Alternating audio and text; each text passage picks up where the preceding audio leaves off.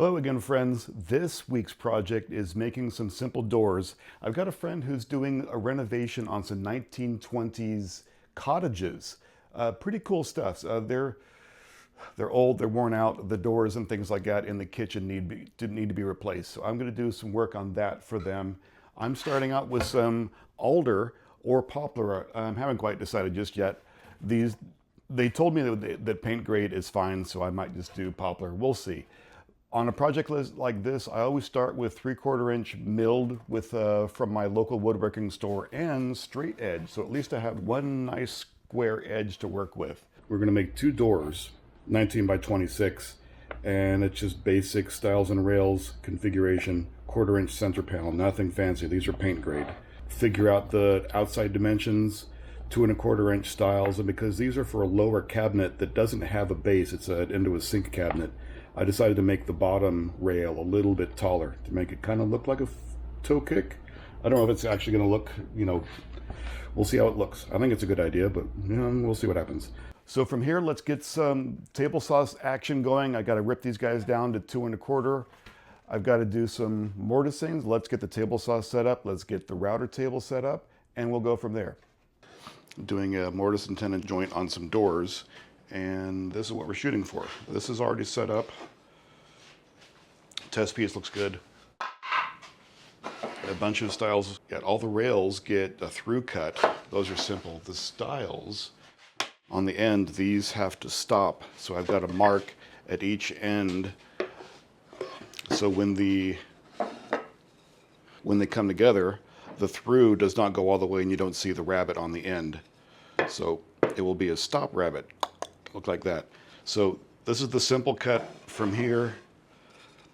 We have to cut a 1/4 inch, leave a 1/4 inch mortise. So cut a 1/4 inch each side. This is 3/4 inch, 2 1/4. Ready to roll. Let's do these things.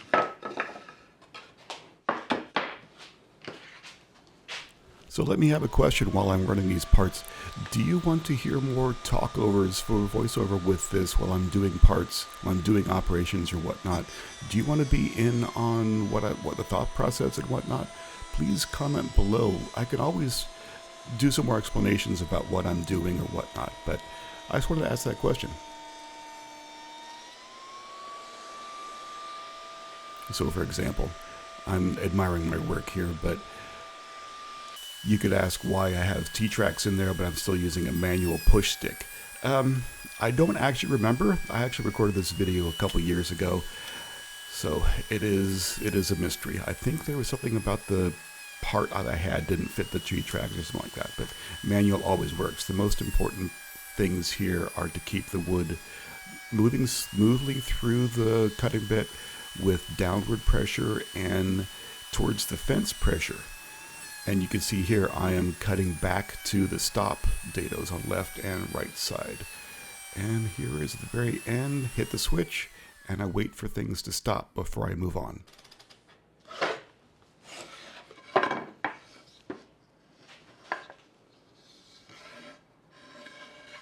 Cool. All right, we do that 3 more times. All right, after a brief interlude, I had to do a quick fill since the dado went through. It's only going to be seen on the top of the right door, unfortunately, but it will be what it's going to be. Mistakes happen. You just keep moving forward. All right, so I'm going to finish up doing the dado on these fellows right now.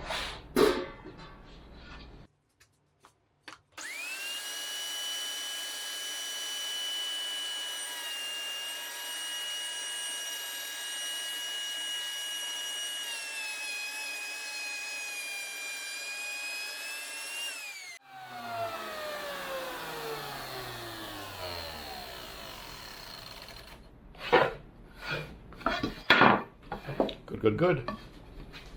So we got the dado blade in, give me the stability, and this will give me the depth. So it should be, let's try the first pass, see what happens.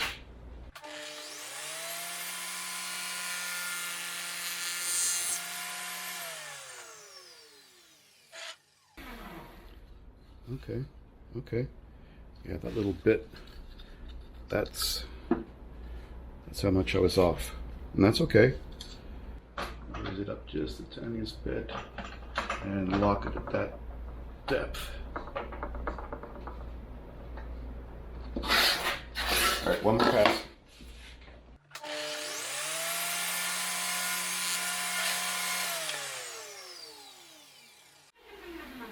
That looks good. That looks good. All right, I'm going to run all of that side.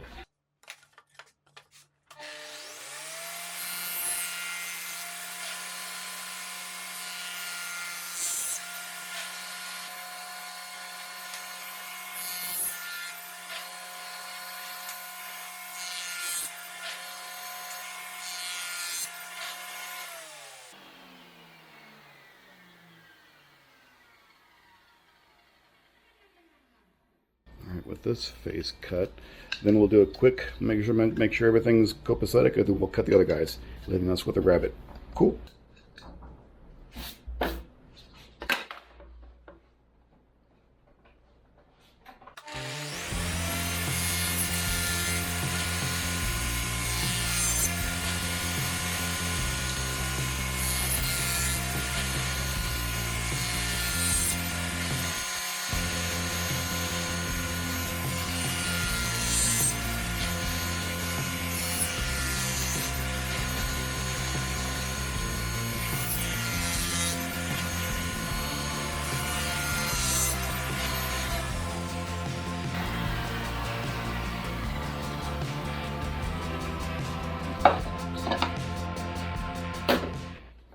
I have gone over how to set up the dado blades in other episodes. This one is just getting right to the good stuff. So I think that turned out quite nicely. And we're ready for assembly. We're very quickly ready for assembly. To fit the mortise into the rabbet here, the cutter bit has a radius. It was 1 3/4 inches, I think. So that means 7/8 radius. So I'll just knock off that little bit so it will fit in there. Boop.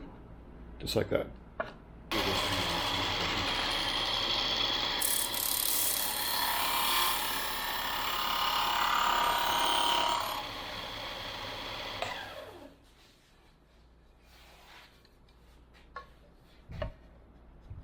Oh yeah, crap. I mean, the radius fits. I just need to cut it down another 1/2 inch. So start my rabbit 1/2 inch back. Okay, let's try that. So here we are back at assembly, and assembly is already done. Apparently I managed to not video the gluing up, clamping and whatnot, but these are already done. I will say there's a weird posterization going on, as well as a black band coming across the video. I do apologize for that. It probably didn't help that I dropped one of my action cams while I was doing the recording of this. I am still a young YouTube channel, and most of my equipment, video and audio, comes from pawn shops or Craigslist or whatnot. So maybe one day I'll be a big enough channel to have some sponsors and they send me some nice equipment. But today I get to use what I have, and I get to use the most out of it. So we're going to roll with this video. I'm going to call it an artistic impression. It was totally my intent to have some weird artifacts in the video stuff.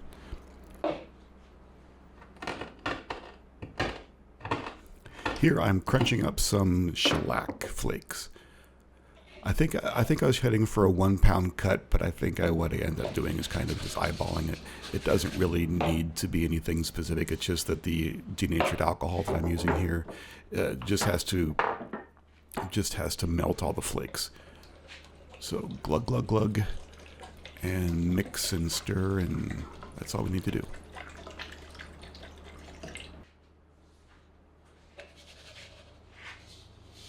I'm re-showing some of the details about the shellac mixing, and I don't know actually why I was using 2 different cups going back and forth. It seems like an extra stuff, but that's kind of what it looks like when you first start stirring. It's just a lot of clumps in the bottom. You just keep stirring, and you're never going to get all the clumps unless you like set it overnight or something, but who has patience for that? Alright, so everything's clean, everything's dusted and ready to start applying. Now again, remember, this is paint grade, or at least that's what I was told. I don't think they actually ended up being paint grade. My intent was just to seal the wood so they can paint over it because shellac is wonderful at being able to be a base coat for lots of different types of finishes. So pouring the mixed stuff through a strainer in case a highly technical t-shirt, and then we'll be ready for painting on.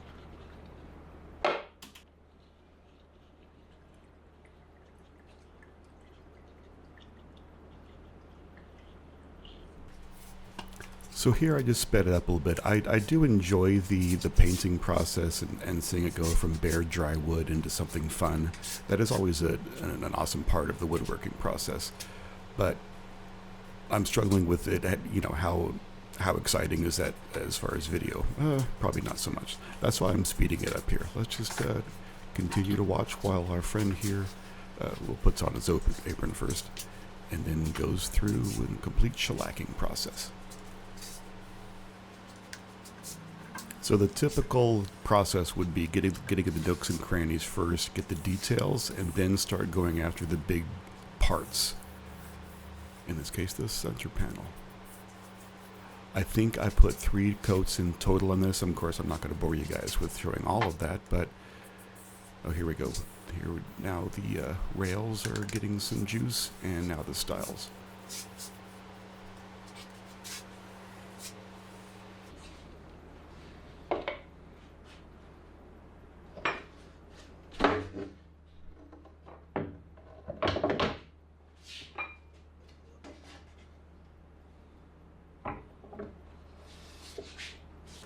And here we go with the exciting second side.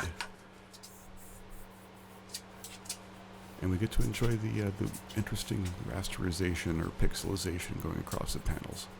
Kind of fun. Okay, not really, it's weird and annoying.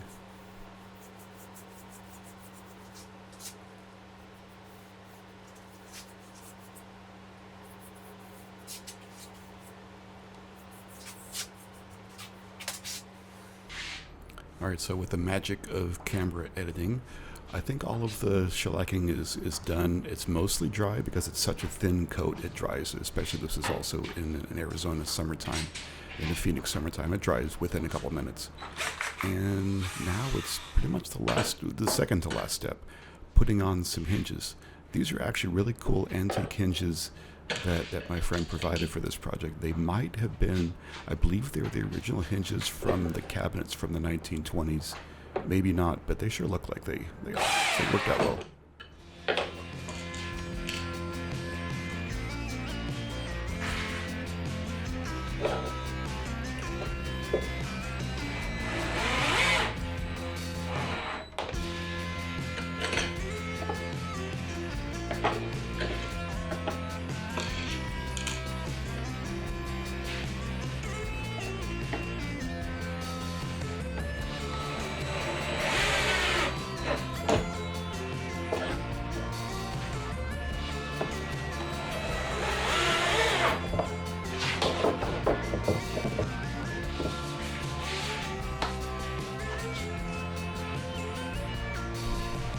Well, with all of that done, let's put them in place, shall we?